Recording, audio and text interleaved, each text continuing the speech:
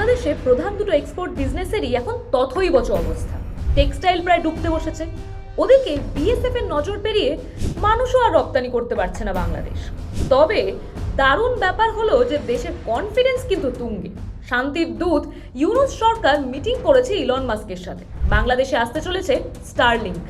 এখন বিষয় হচ্ছে ইউনূসের মিডিয়া অফিস জানিয়েছে বাংলাদেশের উদ্যোগী যুবক, গ্রামীণ ও পিছিয়ে থাকা নারী এবং প্রত্যন্ত অঞ্চলের জনগোষ্ঠীর রূপান্তরমূলক প্রভাবের উপর জোর দিয়েই এই আলোচনা হয়েছে।